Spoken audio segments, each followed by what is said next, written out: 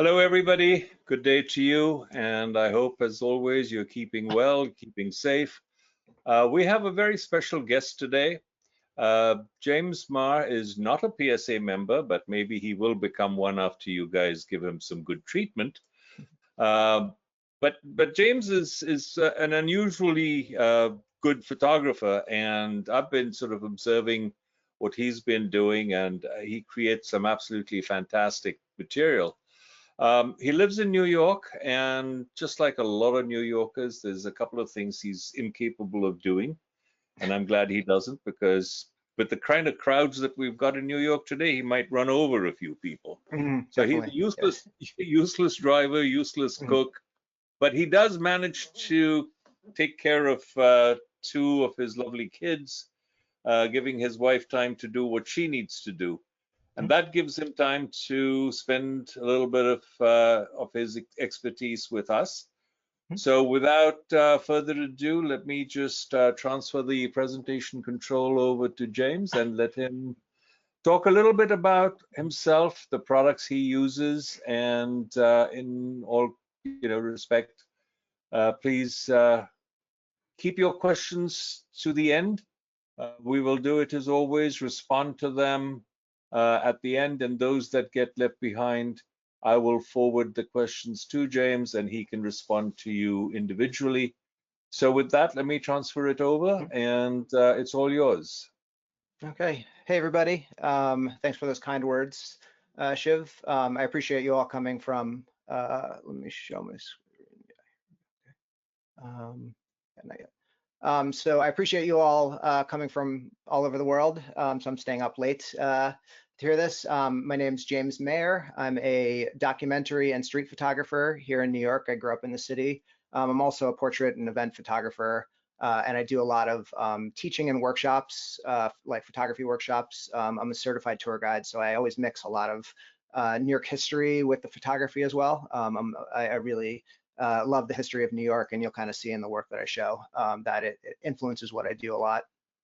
Just before I get into the presentations, just to show you the cameras that I use primarily, I believe all types of cameras work great for street photography, but I'm a huge Fuji fan. So my day-to-day camera is the Fuji X100. I'm using an older version, the T. They're all pretty similar. And it's, super small lights, prime 35 millimeter equivalent lens, or I use a 50 millimeter equivalent fairly frequently as well. And I use that in the kind of really busy city Manhattan type areas. And we'll talk more about that in a little bit. But then when I shoot, I live in Brooklyn, and I shoot a lot in really quiet areas. And I do street photography in places that typically isn't as thought of as the crazy New York street photography, where less people, more backgrounds. And we'll talk about that as well. But I use the medium format Fuji GFX camera here. A huge camera, beautiful files out of it. But I'll tell you the reason later why I prefer to use a big camera in that setting. It has a reason. There's a few reasons why I chose to use this camera. So just to show you these, this is a 40 millimeter pancake lens.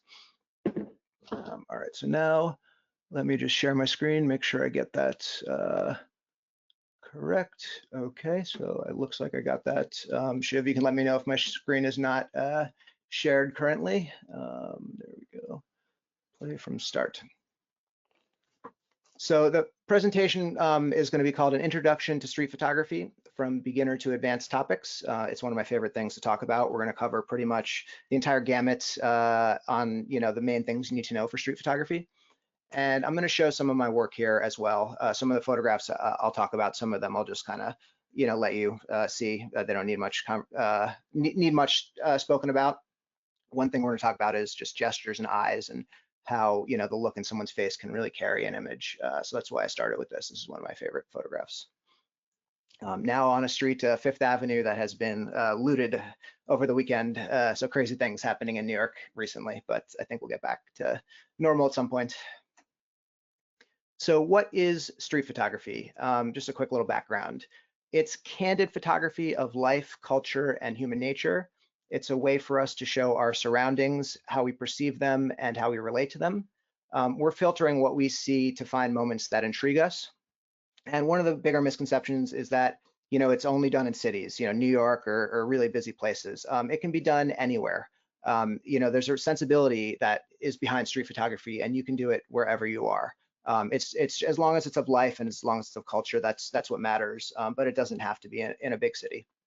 And I like to think of street photography as having a documentary sensibility, but also a personal sensibility. So it's kind of the mixture between, documentary photography, but we're injecting our own voice, our own vision into it as well. So it's more personal. And when you look at the kind of work of street photographers over time, even if the work is in, different cameras, color, black and white, different projects, you really start to see their sensibility come through no matter what they shoot.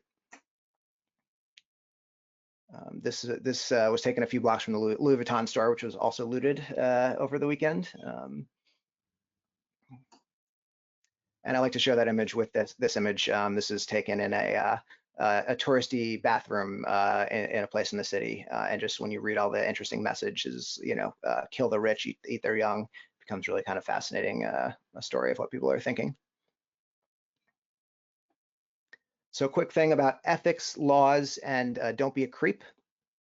Street photography is legal in the US and UK for artistic and educational purposes. It's not legal for commercial or advertising purposes without a model release, so you can't use it to sell a product. But in terms of, using it in art, you can put it in a book. You can, use it to advertise that art book if it's in an artistic purpose. But you can't do it in you can't use the photo to insinuate something about the person that's not true. You always want to be smart and respectful about who you photograph. It's not always worth it to take someone's photo.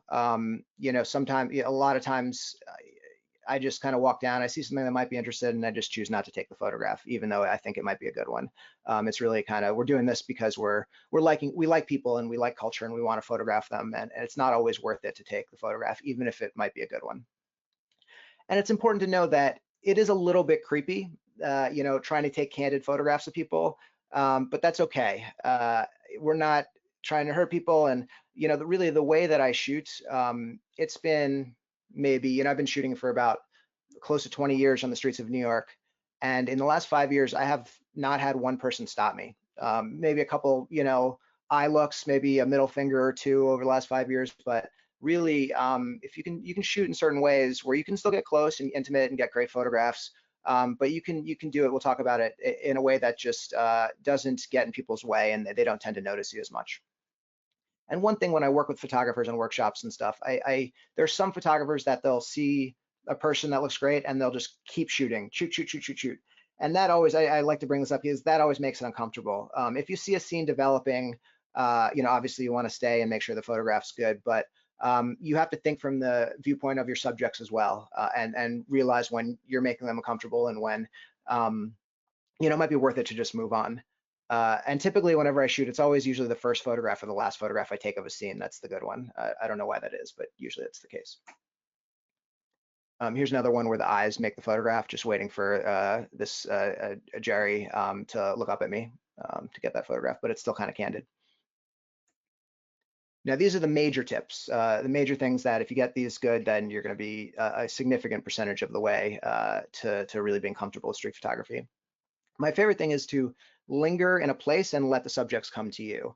I got into street photography and I love it because I love to walk and explore and find new places. And I use the camera to kind of just, make myself intimate with different places. But I stop frequently. And so I'll just stop in a place where I think is good or a place that's busy, and I'll just let people come to me. And what that does is it completely changes the dynamic. They're entering your personal space, so it's really easy to get close shots without kind of annoying them or letting them really notice you. You're faster because you're waiting there, not moving. It just allows your hand-eye coordination and your eyes to, just get better photographs because it's a really tough form of photography. And so you kind of have to do everything you need to do to make it easier to capture those great photographs. Within that, there's something that I call the camera snap. Pretty much every photographer I've seen, when they take the picture, they take the camera away from their eye immediately. They go snap and they take it away from their eye. And that's the only way people know that you've taken their photograph. So if you take someone's photograph, just keep the head in the camera, wait for them to walk through or look a different way. And it just looks like, they got in your way and you're kind of looking around. Super sneaky thing, but really it just makes everything so much more comfortable. Another thing is to keep your camera up when you're walking around, which is easier said with a smaller camera and a lighter camera. I really kind of try to hold my camera at my chest or under my chin when I'm actively photographing, because when those great moments happen, just moving the camera up to your eyes or even just snapping it from your chin, really, it's right there, and it doesn't make you feel uncomfortable. When you have the camera down in your, at your belly, at your stomach, and someone amazing pops in, especially if you're kind of nervous to do this type of work, it's tougher to just suddenly pick up the camera and take the photograph. So you'll be faster, but you'll also be more comfortable if you kind of try to keep the camera up a little bit more. If you have an SLR, you kind of got to pick and choose your spots to keep the camera up, of course, because they get heavy. Smiling is very important because you want to act like you belong. If you're kind of sneaking off in the corner and you feel really nervous or make it look like you're nervous, people are going to notice you. If you get right in the middle of the action and you're there and you're happy and you're just kind of act like you're not doing anything wrong, people are going to pick up on that and they're just going to completely ignore you. Really, the people you photograph, they're going to get a feeling from you.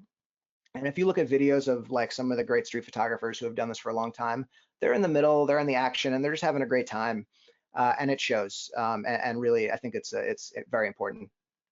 For the fast walkers, it's really important to walk slow. Just take your time. Some people are always trying to get to that next great location, and they miss so much stuff because they're always looking for that next location, when really there are great photographs anywhere. Boring areas, interesting areas, like boring and quiet areas have some of the most interesting photographs if you kind of just wait around and look around. And acting is one of the most important tips. I do a slight amount of acting. It's not anything crazy. I don't dress up like a tourist or anything. I just act like I'm not noticing the subject I'm photographing. So I'll, look kind of through them, past them like they're in the way. I'll make it look like I'm photographing a building. A lot of times, of course, I just shoot really quickly so they don't notice. But sometimes I'll just aim up at a building first, put my head in the camera, look around, then take the picture of them, and then move the camera back the other way. Just a slight bit of acting like that, you can really get away with anything. It's amazing how that frees you up to photograph whatever you want. And if you ever get caught, it's important to just be honest and smile and explain what you're doing, because you'll find that it's actually not, people won't react that negatively if you're honest about it, for the most part. Sometimes they will, of course. I just say, oh yeah, I'm a photographer. I have a card with me, of course. And I say, I'm doing a project on, interesting people and scenes in New York, and I thought you looked amazing. Flattery is really great. So if you kind of just smile and do that, for me, the worst situations have been people just looking at me like I'm weird, and I just apologize. And if they ask you to delete the photograph, you don't have to legally, but it's a nice thing to do, delete the photograph. It's usually not the best photograph of your life in those situations, and if it is, you could just run away. But I don't think many people have been in that situation where it's the best photograph of their life. And the final major tip is you can do street photography with, any camera. I've done it for a long time with, a zoom lens and a DSLR. But prime lenses and small cameras are really going to free you up. It's going to make it so much lighter and quicker, and you'll be more spontaneous, and you'll get used to the focal length, so that you're just quicker. It's such a fast-moving and spontaneous form of photography that really we need to do things to make the camera kind of get out of our way, and slowing, a zoom lens will slow you down because you have to zoom every time, and you maybe don't know exactly where you're zoomed until you look through. So I think that's a really important thing to try. If you've got a DSLR, like those pancake lenses are fantastic. I highly recommend those.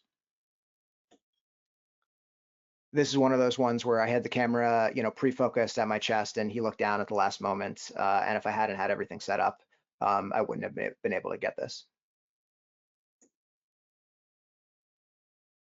This one was taken with a zoom lens.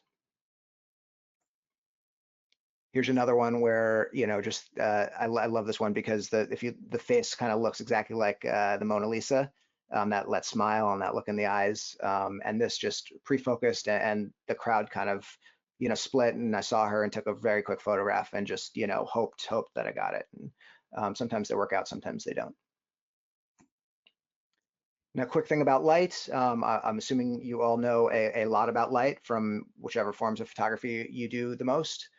Just things to think about is, how strong the light is, what direction is it coming from?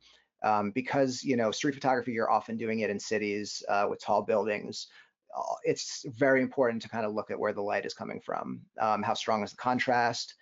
Is your main subject in the highlights or shadows? Is the light making interesting patterns? Where is it reflecting? One of the most amazing things about New York sidewalks on the big avenues is when the sun is directly on it, it will reflect into subjects' faces. So when you look at like kind of street photography from Fifth Avenue or some of those big avenues, the people almost look like they're glowing. It's just an incredible thing that you'll notice if you start to look at more photographs from these areas. And night, I love night street photography. It's amazing. I don't use a tripod.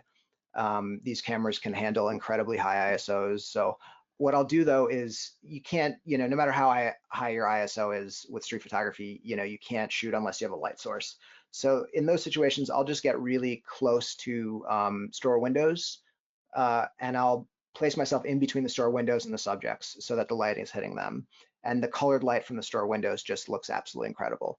So at night, you really have to pay attention to where you're standing and where the light is in relation to your subject. And I do that and I wait around in good areas just for the subjects to come to me.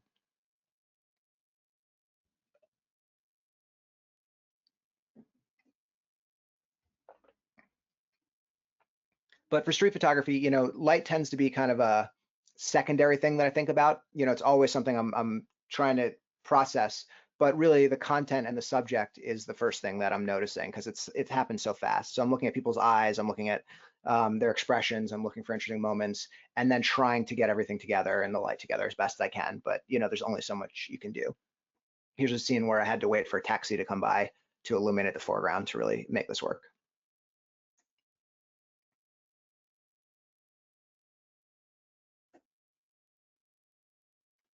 Here's one which I don't think would work if the light hadn't have been really interesting all around here. It's just kind of glowing a little bit.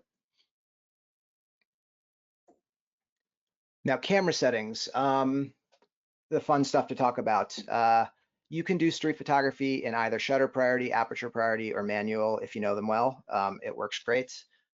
But I prefer aperture priority the most. Manual, things are happening so fast and you're often shooting from one second in the shady side to the next second in the sunny side.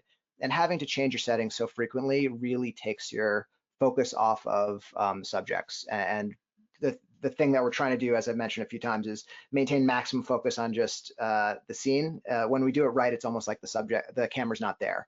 You're just kind of looking at the subjects and you're kind of snapping away. So I start, on a day, I start usually around an aperture of f8 or so. And then, typically I'm not usually in f11 unless I'm in a bright sunlight for a long time or on a beach or something like that. So I start at f8 and go down as I need to let in more light. But, I like a large depth of field because for two reasons. There's, scenes where many, layers of subjects that you don't know when they're going to happen. And so if you have a shallow depth of field, it's really can ruin some shots where you have got great, complex scenes and you don't know when those scenes are going to happen. So, I prefer to always have a decent depth of field as much as the light lets me, of course. That being said, I love street photography with shallow depth of field, and when it works well, it works well. But that's not how I like to do it. And also, if you have a larger depth of field and you miss the focus on your subjects, it's going to not be as disastrous as if you have a shallow depth of field. You may save a lot of photographs that would be ruined if you're at f2.8 or even f4. I always try to have a 1/250th of a second or faster shutter speed during the day. That shutter speed will freeze motion in subjects, and I find it's a good low ground to think about. At night, I'll go down to 1/125th or even 1/80th if I need to when it's really dark, and those work fine as well. And so to use a deep depth of field, a fast shutter speed, we have no choice but to raise our ISO up very high, and these cameras can handle it. And I love, especially Fuji. I love the look of the grain that comes out of it. It's really, it's pretty. And so I'll shoot, typically. I rarely go below ISO 800. If I'm shooting in the sun for a long time, I'll go down to 400 or so. But I'm in like a bright day. in ISO 800 because bright days, a lot of the scenes have shadows, and I'll be shooting in the shadows sometimes. So I'll make sure the 800 works in the shadows. Maybe in overcast day, as the light gets darker, I'll go to 1600, and then dusk into evening, I'm 32 into 6400. And this camera can handle 6400 pretty well, so I'm not really nervous about that. So yeah, definitely if you're noticing your street photographs are a little bit blurry, it's probably the ISO is the first reason that I always tell people to raise it up. Here's one where just scenes at multiple depths. This guy, he noticed me after I took this photograph, and he just goes, he yells at me, he goes, "Don't show my mama this photograph." And it's one of those ones where it's just so fast, and so having all the settings set up and ready to go really helped me capture it. Similar with just subjects all over the scene. Now, what makes an interesting photograph? I have no idea. When you start to figure out what you find interesting, then you'll be on the path towards becoming a good street photographer. That's really I think the development. You start off just trying to get sharp shots and close people and find interesting people. And over time, you notice kind of consistencies in your work, and you start to tell little, mini stories or create feelings in them. And once you start to find out what that is, I think that's when you really start to create nuanced, personal, and interesting work. If you're familiar with The Americans by Robert Frank, he photographed a lot of items of Americana, a lot of flags, jukeboxes, things like that. I find the Americana items are the kind of popular items around the world these days to be really fascinating. So the coffee cup, the iPhone, the headphones, the shopping bags. You'll notice them in a lot of my photographs, both because it's something I notice, but also because it's just everywhere. So it's a mixture of the two. The streets of New York. New York is an amazing place because it's a place where people of all backgrounds, socioeconomic, cultural, really come together. So you meet a lot of different types of people. And over the last 5 to 10 years, you've noticed so many more people walking around with headphones, just completely cut off from that kind of amazing, interactions that you have. So the headphones are something that I photograph sometimes, and something that I really think a lot about because they have a really profound effect on the nature of New York. When I said I have no idea what makes an interesting photograph, there are some things that can help a photograph become interesting. The first is, as I mentioned, the content in the story, what you're trying to say with the photograph, and things of that nature. The next is emotion and gesture. Really, the first thing I look for, as I mentioned once before, is the looks in people's eyes, the gestures in their body, if they have a great kind of way they're standing. I look for people that look like they're wearing their emotions on their sleeves, so to speak. I'd much rather just your everyday person that doesn't stand out at all with a really powerful expression. Those can be some of the best photographs. Over just someone who's really flashy and stands out a lot, but is just kind of walking down the street, not doing much. While I think content and story and emotion gesture are the bedrocks of a good photograph, I think it's the mixture of that with the form that can really complete a photograph. So that's light, color, tone, composition. Looking beneath the surface, some of the most interesting street photographs, you can't always tell what they mean, but they make you think about things. They bring up something in you, and maybe each day as you look at it, or how you feel, you might think something different. So that's can be important for some street photographs. Consistency is important, and it doesn't have to be necessarily be consistency in that everything looks black and white or everything's with the same lens. That's great for specific projects often, but just consistency in who you are and the sensibility that you bring to what you photograph. And allowing your subjects some interpretation and ambiguity, allowing some of your photographs just to bring up whatever they can bring up in the subjects, regardless of what you thought when you photographed them. Here's I often have people guess how many different devices are in this photograph. I think there's something like 36 in here. Now, imperfection, that's a really important aspect of street photography. especially when I work with photographers, some that come from, landscape backgrounds or different types of photographic backgrounds, have a really perfect eye, which makes sense for those genres. And so I have to tell them, it's okay to, have something be off kilter or have something, maybe miss the focus slightly, different things like that. You don't have to get everything perfect. The nature of a good street photograph gives us a glimpse into a slice of reality, and perfection can ruin this feeling of realness. Life isn't perfect. It's why grain, angled horizons, cut off people, or slightly out of focus, or motion blur are all very common in street photography. If you look at the work of Gary Winogrand, so many of his photographs are just like off kilter.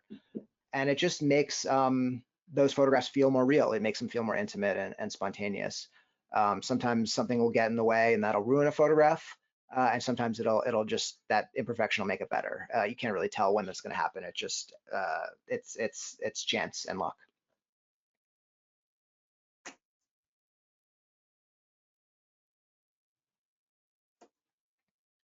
Here is a butt selfie. Someone taking a butt selfie. That's the first time I've ever seen that.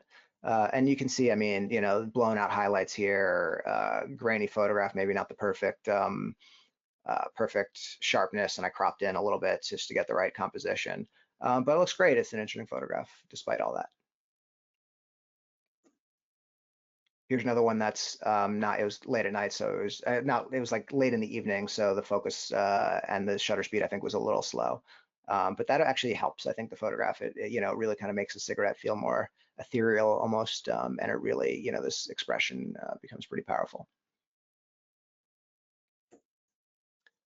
Combining elements. Some photographers, when they start off with this genre, have this, what I call tunnel vision, which they just try to notice subjects and they don't see anything else around them.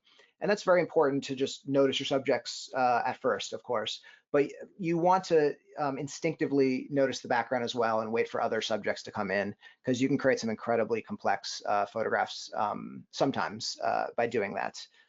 So, like you would do in a landscape, you set up your camera, you add a tree here, add something here. That you're trying to do that with street photography as well a lot of the time. It just happens really quick and it's really spontaneous. So it takes a little time to develop that. But it's always good to just try to have this peripheral vision.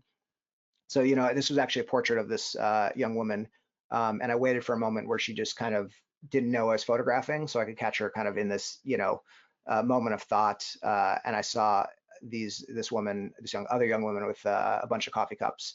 When I do workshops, I often have a contest to see who can photograph a person carrying the most coffee cups.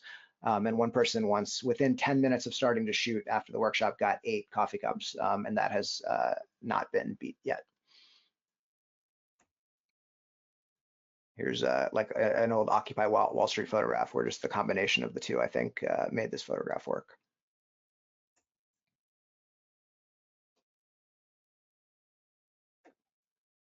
Setting a stage, picking a background and just waiting for the subjects to come into the scene can work incredibly well.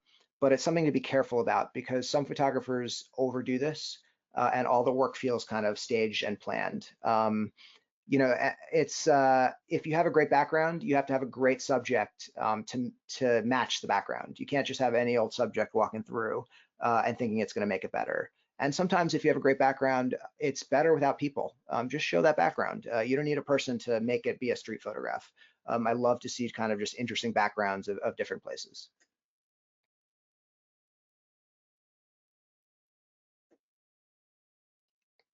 This one, I'd spent about, I don't know, 8 or 9 years trying to get a great shot of a bike messenger. That's really one of the most dangerous jobs in the city, and trying to get a non-cheesy photograph of that New York steam, which is really hard to do. It's hard to get a good photograph that doesn't feel so cheesy. And so I got this photograph where the two came together, suddenly, and now I never have to photograph a bike messenger or a steam again. I got that out of my system. Here's one where, I was waiting on a corner. I love this light, and I was photographing this background. And then because I was standing there with my camera already, this great subject came in and almost didn't notice me, because I was already there. So it kind of made it seem like I was waiting for someone and just hanging out and taking some photographs and stuff. And I was able to get the sequence of images. And it's, tough to tell which one I like the best. I love this one without people. I think it's a really great background. I think I like this one as well with this guy here. But they both have completely different purposes depending on, grouping of photographs. I might choose this or I might choose that. But you can see how just standing somewhere, people don't notice you. Color or black and white. It's an interesting thing to think about.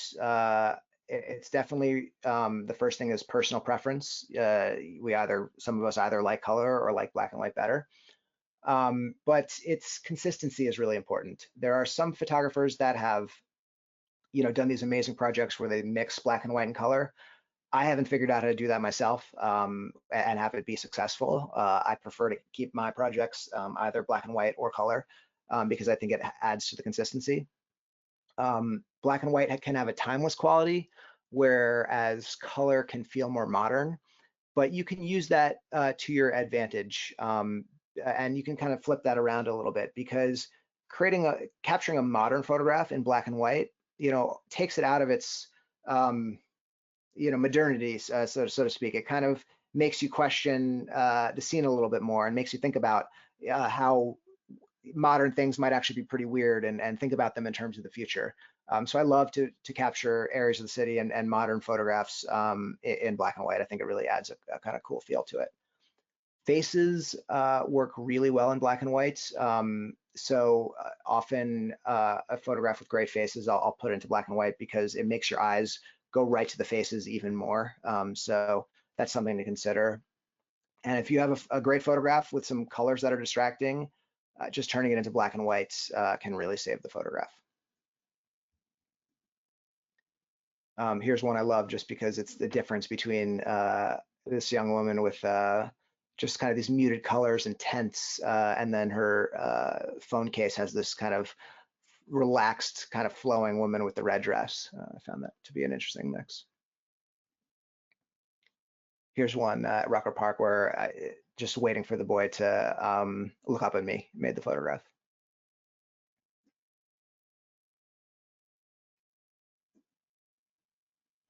This is one that, obviously works better in color, but the main project that I'm doing based on work like this is called Lux City in black and white. So I have to put it in black and white to fit in, which is kind of a bummer, but just, you got to do it.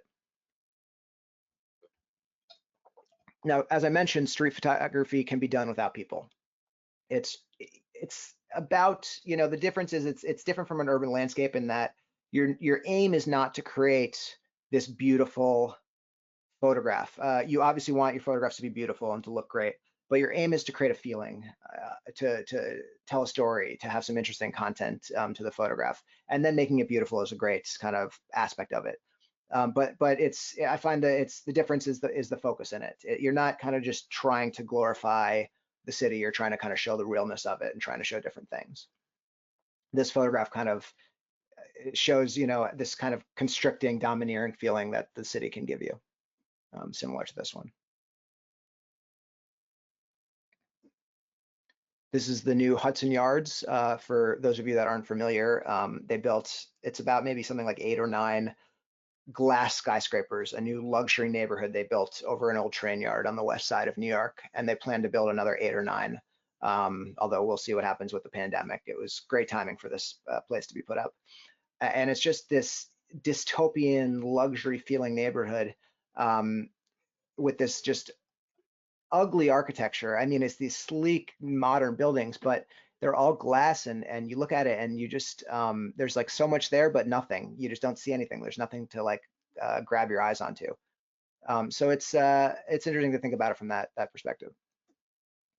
This is the side of a Harry Winston jewelry store, and I just found it interesting when you think about New York being this unique, special place, how it's starting to look similar to all these different cities in certain ways. And the formula kind of is jumping from city to city to what people like and the sensibilities they bring to it.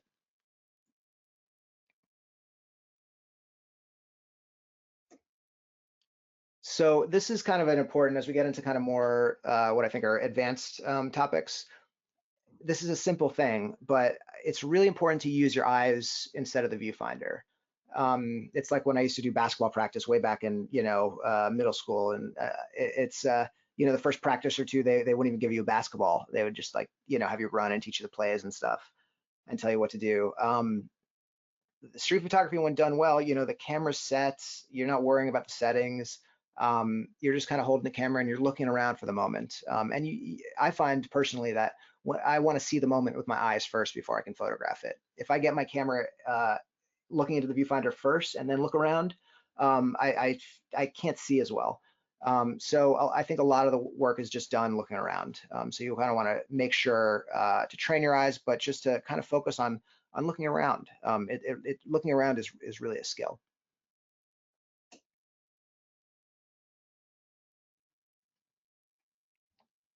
Now, zone focusing. Zone focusing is really easy to teach in person. If I was just to sit next to you, I could show it to you in a couple minutes. And it's not too hard to explain here, but it's very important for street photography. I probably zone focus about maybe half the time, and the other half I use the middle point and I lock on and recompose quickly. Zone focusing is the act of pre-focusing your camera to a set distance.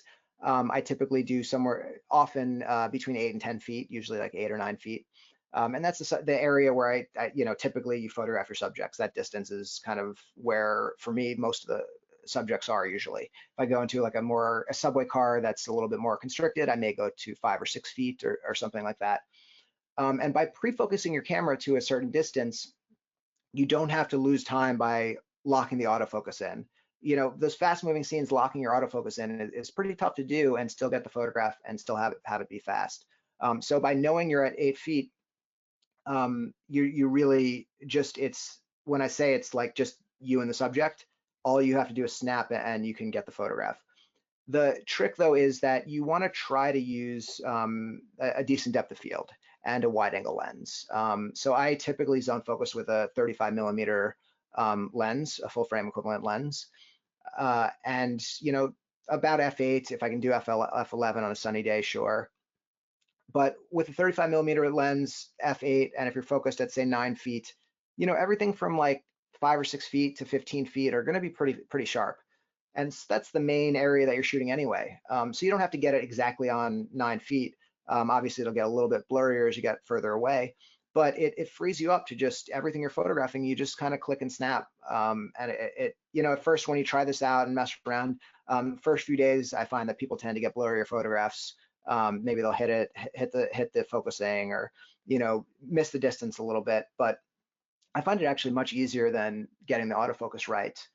So when you're really paying attention, when I'm kind of walking around and not paying attention, I'll leave the autofocus on. So I highly suggest that be something that you kind of test out and try.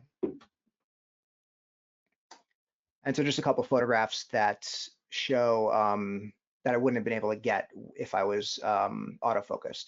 So this was just a quick moment where these two bumped into each other and he just immediately started screaming at her. And I was able to take a quick shot because I was pre-focused. If I had been set to autofocus in the center spot, really this would have been a back focus shot. It would have been really hard to quickly lock on and recompose. So it would have been a back focus shot, or really would have been kind of taken where this is the center of the photograph. So zone focusing really kind of saved this shot. There's a famous Robert Frank photograph taken on Canal Street with just this incredible, it's the best crowd photograph I've ever seen. And so ever since I've seen that photograph, I've been trying to get a good crowd photograph, and they're really tough to get with every kind of person kind of in the right spot. And so this is also on Canal Street, where what I did is I just pre-focused to about this distance and just kept the camera with the background that I liked. And I just waited for a long time for different subjects to come in. And really, it allowed me to just, when I saw everything happen, just click with no lag or nothing like that. So it really allowed this photograph to happen as well. It's important to think of how is an image going to age. A lot of things that we take for granted that we think is normal, in 10 or 15 years is going to look really weird or just look different. If you could jump back in time to the 70s or 80s, you'd find things fascinating that other people would just other photographers might just completely disregard. So it's something that's hard to figure out what what's going to be interesting when you think about it in those aspects. But it's really, I think, important to keep in the back of your head that idea. This is where the height of where the looting happened in Soho. It's a Green Street, a really beautiful street to photograph. I remember when the selfie stick first came in New York, they had to have articles that said, watch out for the selfie stick, because people would be walking to work and they wouldn't really know that they were around, but all of a sudden they popped up. Every tourist had one, like in Times Square, and people were just getting whacked in the head or tripped or things like that. And within a month, everyone was just kind of on the guard for them. When you talk about capturing images of people on their phones, which I find really fascinating, it's so ubiquitous and so everywhere that I think you have to get a really good, really like photograph that stands out even more, because it's so easy to get a shot of, a really good shot of one or two people looking at their phones, or so you have to get a really good facial expression or a lot of people, or just something that works well to make it really stand out. This is a photograph of someone else's graffiti, but the message I think really works with what I'm trying to kind of say in my work. So it's a good glue photograph, I think, to work with some of the other photographs.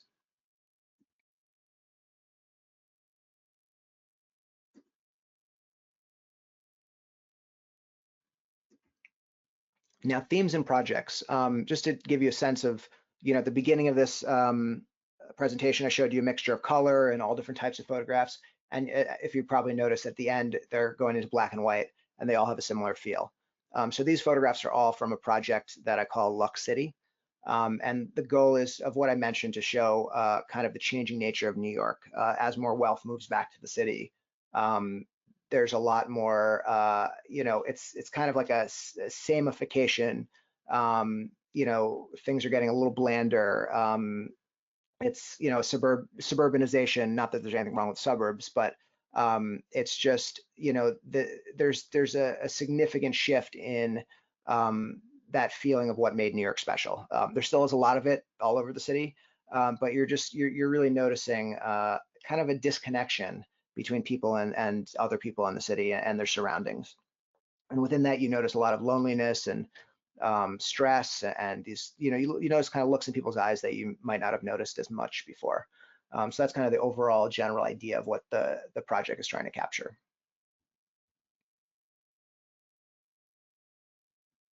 And also luxurification is another word. Here it says, talk to me because I'm lonely.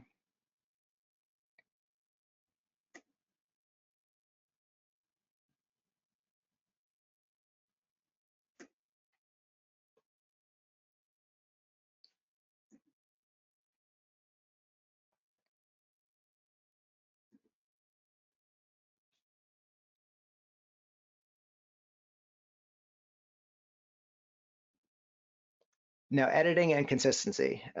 This presentation is more of a shooting presentation than an editing presentation, but I find editing to be the other important half, or maybe the important third of street photography. I think a third is really learning how to shoot and learning all the things that we're learning today.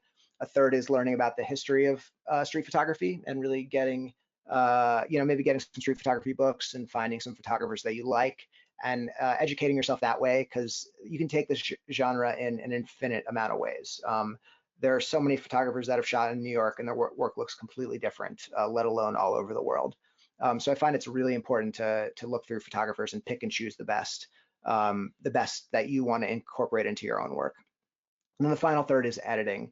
And editing is where you start to develop your voice. I use Lightroom and collections a lot, and I create collections based on just ideas that I have. And I'll drag photographs into the collection, based on just maybe these photographs look similar, so maybe I've got something there. And then the projects kind of develop over time. So Lux City probably started somewhere around maybe 9 or 10 years ago as me just dragging some photographs into a folder. And then as I started to kind of shoot it more and start to see something, I really learned, I was reading more about the history of New York and the current events and what was happening, following different writers that focused on these topics and the gentrification. And I started to put words to the project. And then it started to spiral. As I started to kind of know more about what I was photographing, I really started to see so many more moments that fit within it. And so that's one way that I think projects can develop. It's really this organic thing. You start with a place, start with an idea, just a general feeling, and you develop it from there. And the other way, of course, a lot of photographers just have a great idea at the beginning, and then they go out and shoot it. And that's a great way to do it as well. Here's one I was trying to, for a long time, capture a shot of just someone with a big vape smoke cloud. And it took forever. There's one other photograph I showed you. I have two photographs that I like of this. But after a few years of trying, finally I got this great shot that I was really looking for. Here's a photograph of a line for a sample sale in Soho. It's amazing how they can get people to wait down the block for certain things. People looking for a job.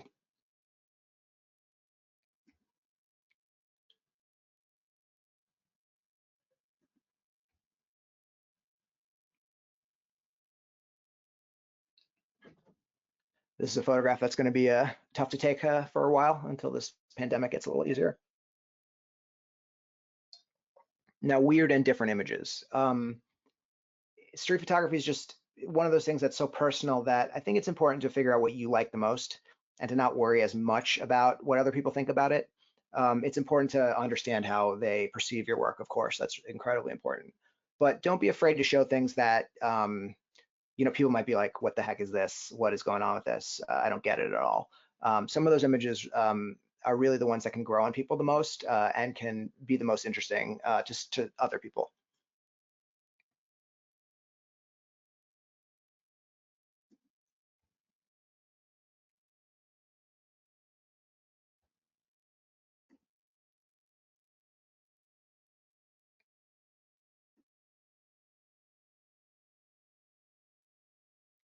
And embrace spontaneity, as I mentioned. This type of photography, you want to go with your gut. Over time, as you get better at it, you'll refine, you'll get ready to shoot a shot and then maybe pull back and not take it. But it's one of those genres where, one out of, a few out of 100 will be pretty good. One out of 1,000 might be great. It's really, the moments happen when they happen, but they happen so fast. And there's so many moments that are almost there, but not quite, that you really have to kind of just go with your gut. You have to, get quick with your camera, get your settings there, look around, and then just if you feel a moment about to happen, just go for it. Here's a couple that, these two came around the corner real quick, and if I hadn't have been, just ready to shoot, I just kind of shot quickly. Luckily, got the focus pretty good, and this was just a spur of the moment photograph. Similar to this one as they kind of drove by really quick. And so we're going to finish off with talking about a new project that I've been working on, which I think is, I've started about maybe a year and a half ago once I moved to Brooklyn. And I think it really pertains to photography today as well, and especially with the pandemic and everything that's going on. So what I did was, I finished my projects in Manhattan, moved to Brooklyn, had a kid, and just said, I want to kind of change things up completely. So the goal was to escape all the crowds, escape all the people, go to kind of the more suburban, more out of the way areas, just explore and learn as much as I could about Brooklyn by going through those areas, and trying to bring the street photography sensibility to that type of work. Now, what I found was when I showed you the two cameras that I use, I really found the sneaky way, the quick way to not make me feel so comfortable. I found it didn't work as well for me. And I saw a quote from Alex Soth, who uses a large format camera to do somewhat similar type of work. And he said by using a large format camera, you look so established. You look like, what people think is a real photographer. And so they'll, let you into their world. They'll let you into their homes. They'll let you, into their lives so much more because they see that camera. And so it just made me think that I wanted to use a bigger camera and I wanted to be a little less sneaky, although I still, am fairly candid about how I shoot in a lot of situations. But but I wanted to just act, not act as much, just um, act like I belonged, and I was, right there, because it's just you and a person, on the same block and nobody else around. And it's much harder to photograph in those situations. So I found that having a big camera helps you in that. I also wanted to do this in color and have these great color files and have, a lot of detail and things like that, and to focus more on background scenes and just capturing the background. So I found that this GFX medium format camera works really, really well for that, even though it's heavier and larger. So a thing to think about within this, I'm going to show you this project, but it's, how do you view the world and the areas that you're capturing? I'm still, a year and a half into this project, and I'm still, I don't know how it's going to look in the end. I have a folder of images that I put in every time I think something looks decent. It's not edited. There's a lot of probably bad photographs in there. And the goal is just to shoot it for a few years, a few more years, and then start to hope that I start to get this kind of sensibility of that comes together. And I think the final version, however long it is in the future, is going to look completely different from what it looks right now, as I learn the areas.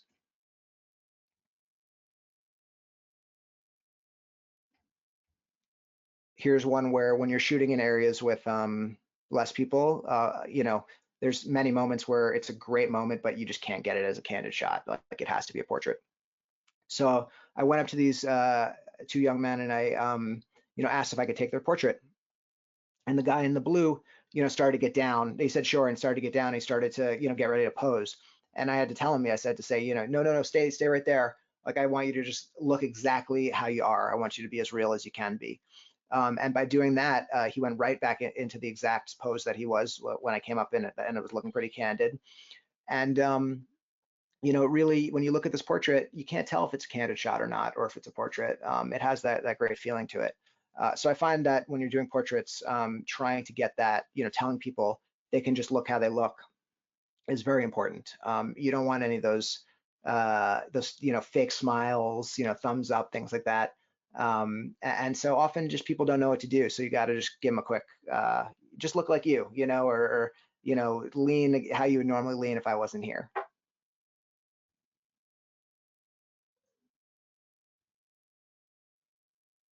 When you're shooting this type of photography, you can go days or weeks and you just, maybe you don't get a good photograph of people because they're not around as much. And that can get frustrating. You can get a lot of great shots of the background, and that's obviously what a lot of this project is, but you do want some people in it.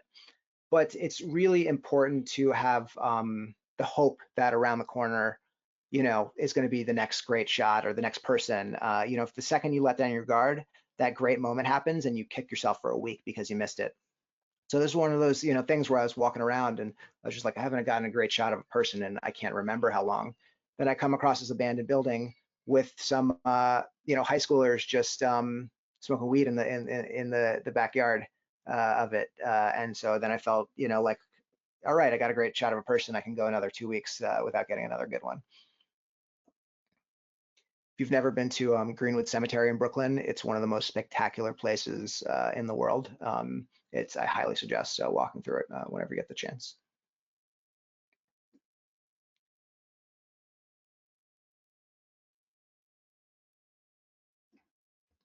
And the final thing is repetition.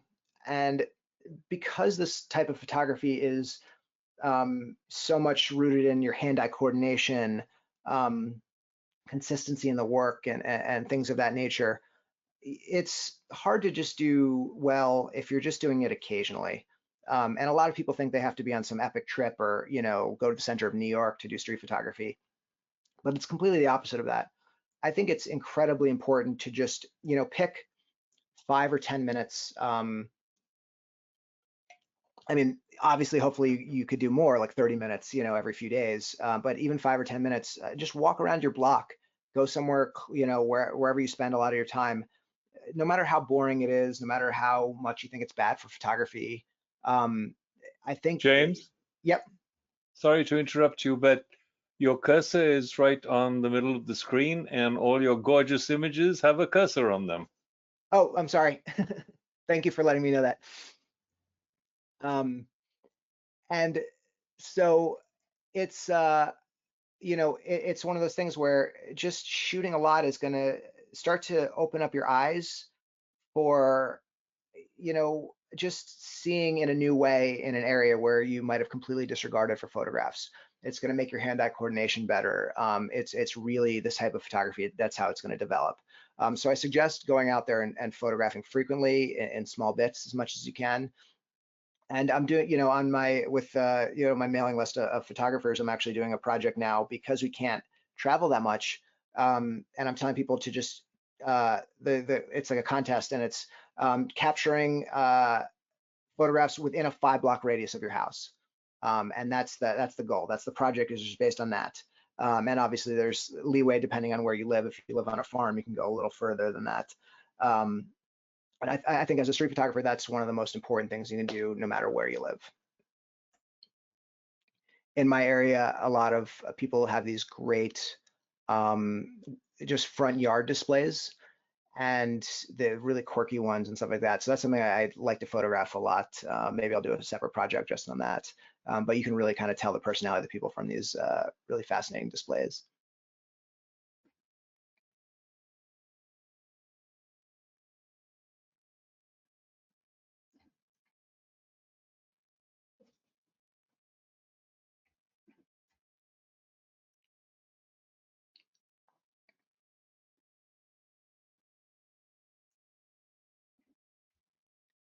And as I just mentioned, photograph where you live.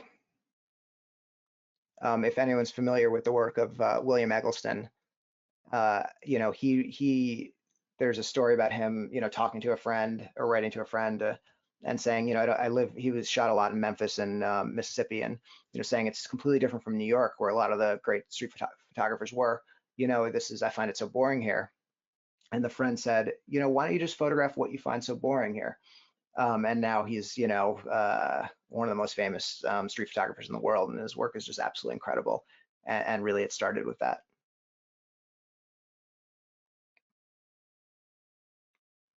Here's one where just a quick nod. So it's sort of a portrait, but it's sort of a candid, just a quick nod and photograph. And this is exactly how he looked when I saw him.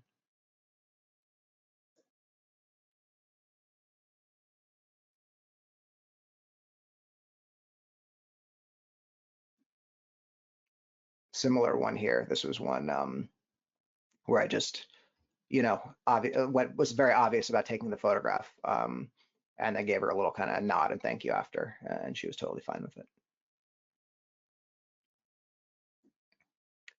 Now, forget it all. Be instinctive, be spontaneous, and have fun. It's all this stuff I told you. It's important to really practice it and think about it. But you really want to just go out there and enjoy the shooting and enjoy the walk. That's the key for it. And then when you're editing after is when you can, see how you're doing, figure out what you screwed up, figure it out.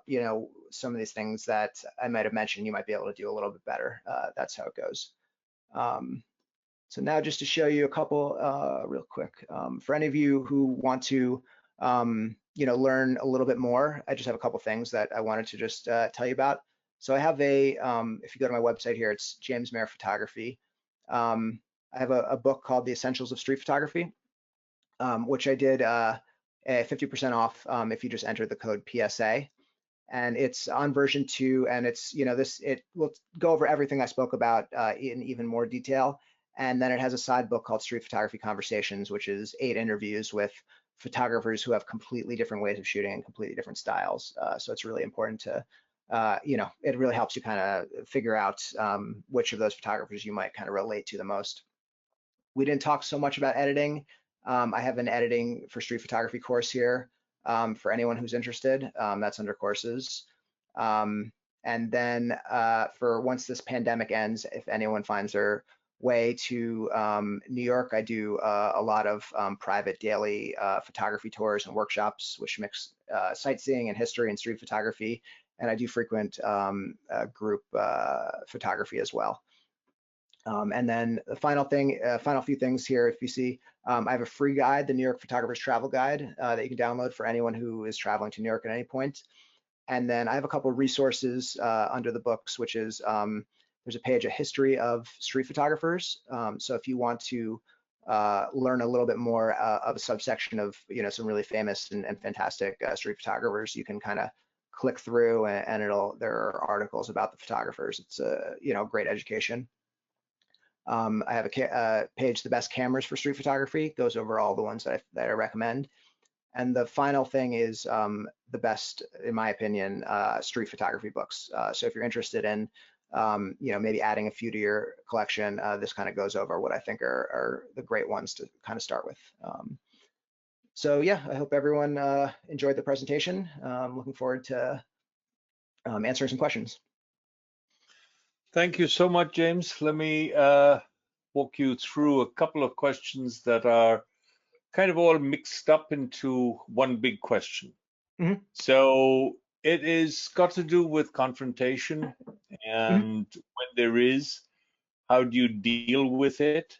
But I'll add to it because there's a few more related questions. One which happens to be that if you do a project and then somebody sees their image in the project and then comes back to you and objects, how do you handle a situation like that? Finally, when you purposely shoot your own reflection, I guess, do you make that something that is really viable for level horizons, et cetera, et cetera? Do you fix and correct those, or do you leave them be? So confrontation, and how do you deal with people who are all upset?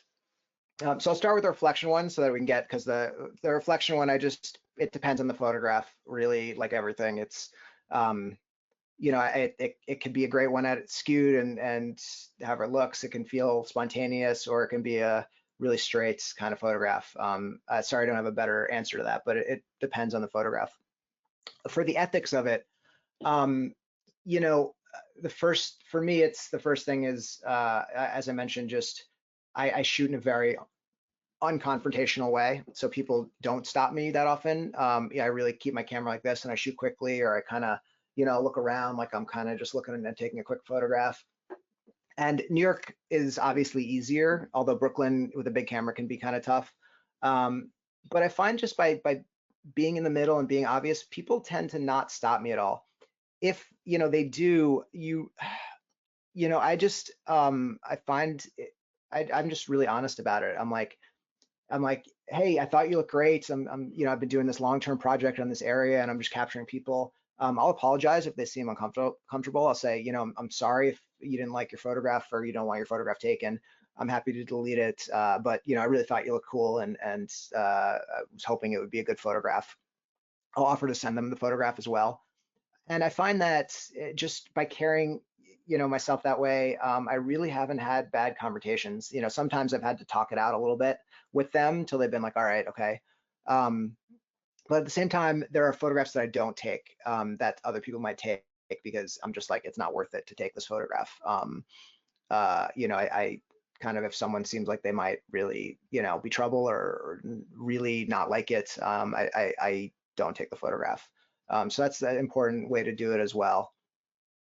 I'm trying to think of anything else that, you mentioned if someone sees their photograph and doesn't like it. I've had one situation where someone called me up. I took a great photograph, or what I thought was a great photograph of a Hasidic man just walking in front of an advertisement for the movie Eat, Pray, Love. So it said Pray behind him. It was just kind of like a quirky photograph. I put it on my website, and I got a phone call. And the woman on the line said, "Are you James? Did you take this photograph of this guy?" And I was like, "Yeah, yeah." And she was like, "It was taken in Manhattan." And I was like, "Oh yeah, it was taken on Fifth Avenue."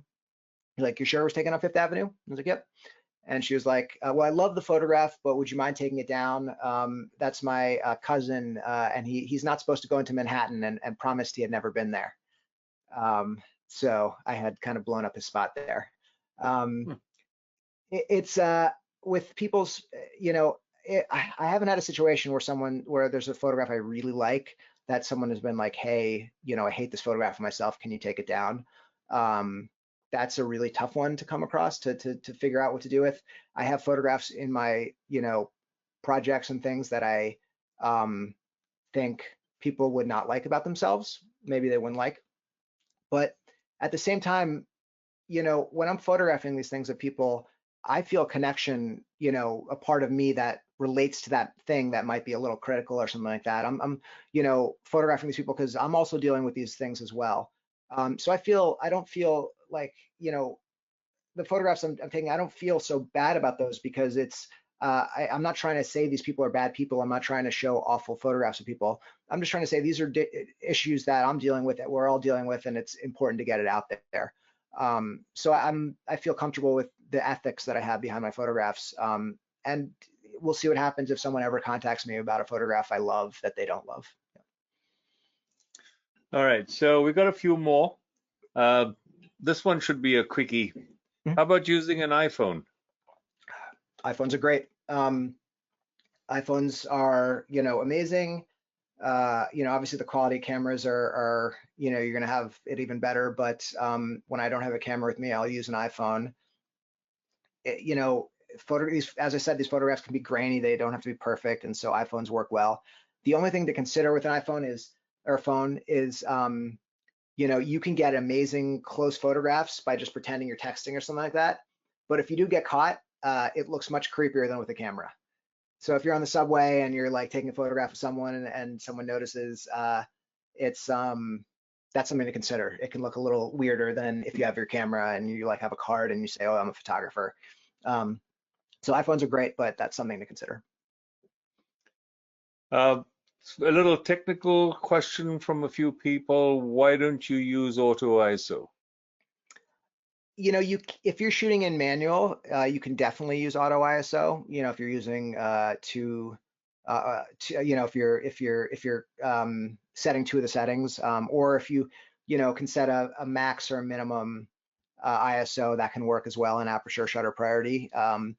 It's just so easy to switch the ISO, so it allows me to get, basically when I'm shooting an aperture, I consider it like manual because I really know the range the camera's going to get. So it's, I don't often have to switch from ISO 800 to 1600.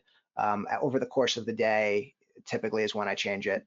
So it's really not, it's not a significant thing to change. I find it to be, as you get a little used to doing that, it becomes pretty easy to do. So.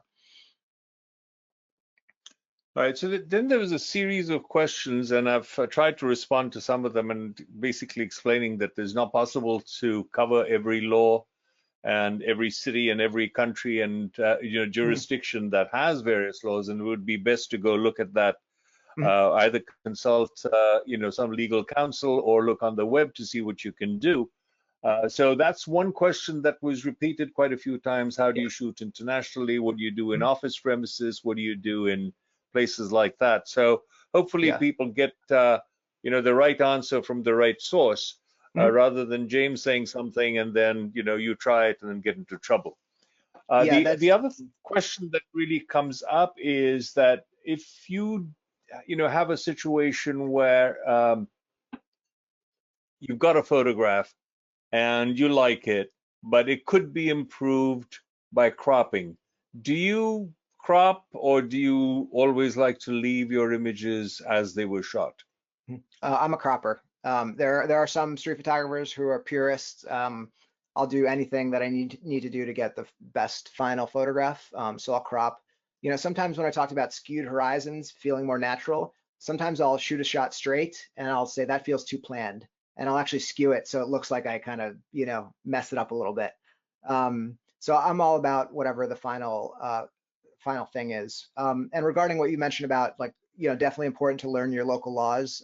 There are a lot of countries that are, um, have tougher laws based on this. And, I would also look at some of the photographers in that country. Some just disregard completely. Some will shoot an interior in in offices, and obviously that can be a risky thing to do, but they still do it. I'm not telling you to do it or not, but um, it's such a gray area in certain things, even, based on the laws, that it's, learn all the laws, look at what the photographers are doing and figure out, kind of what works for you. I think that's the best course of action.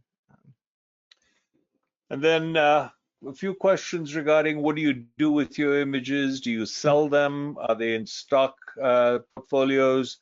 Just give a little overview of what you do with your images. Definitely.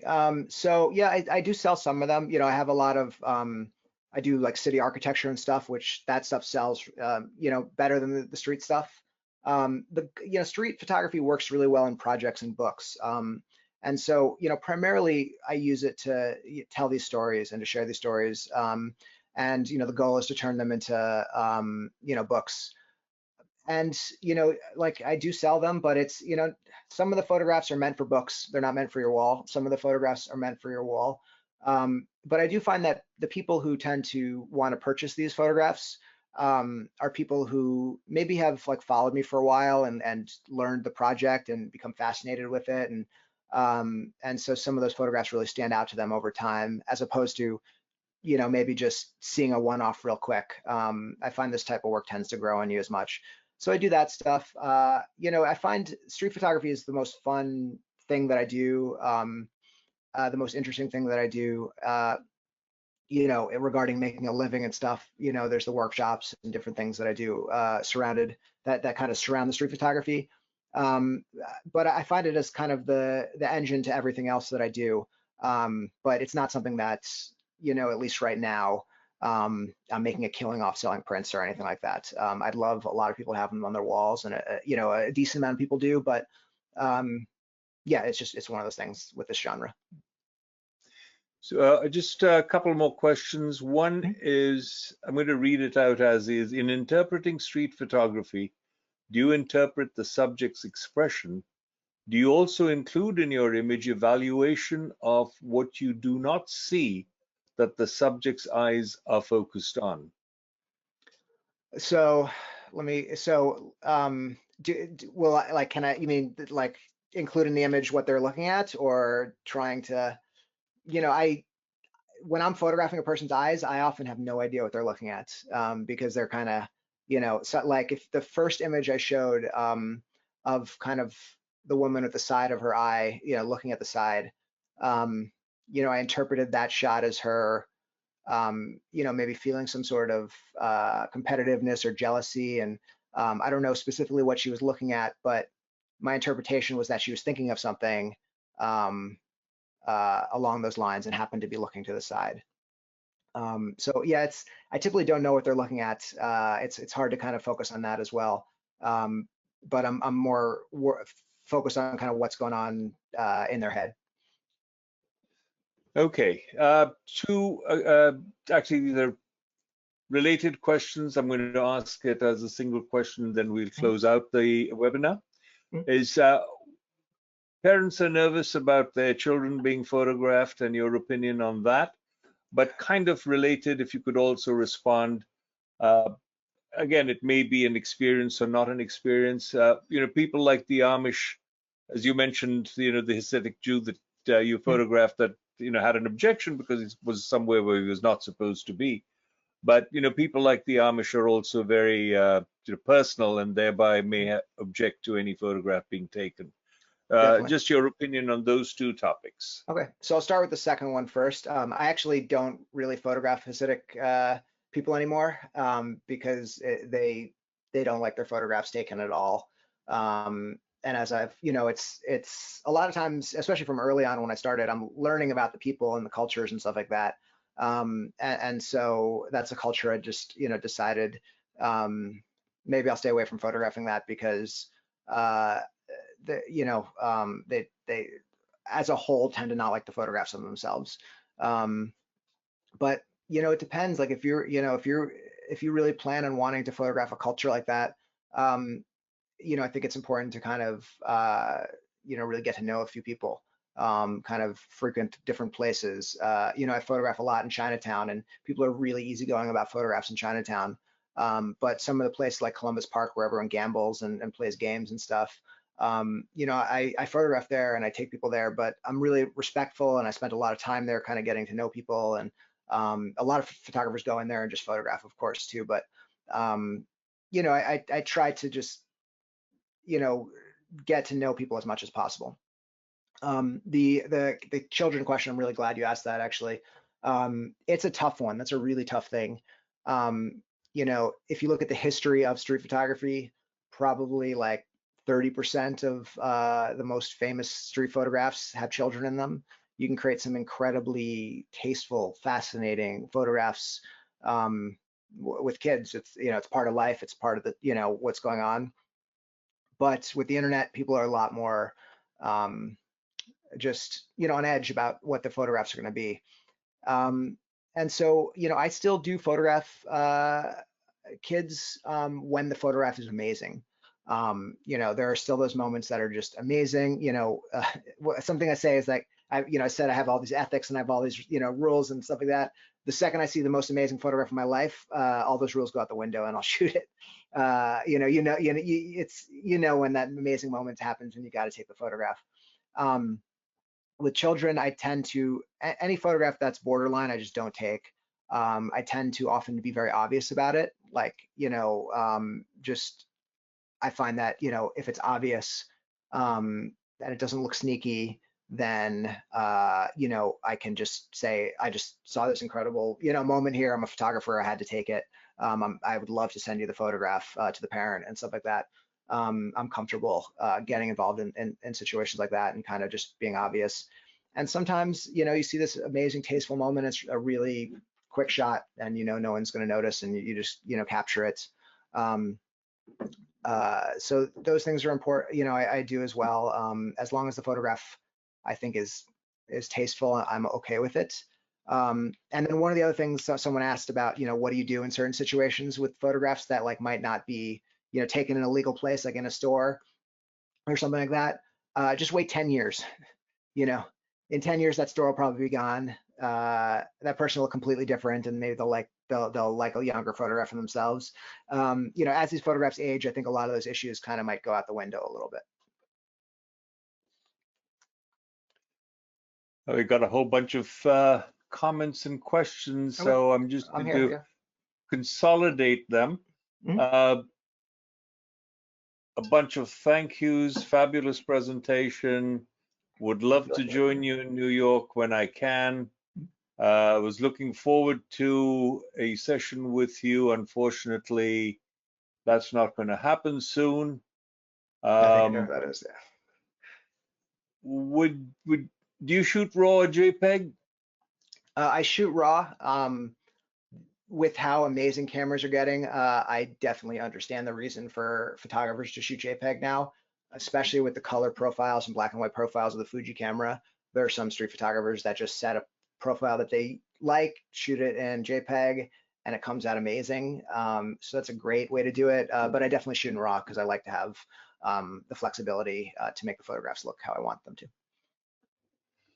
All right. I think, that typically, I think answers most of the Mhm. questions. There are a few oddball ones.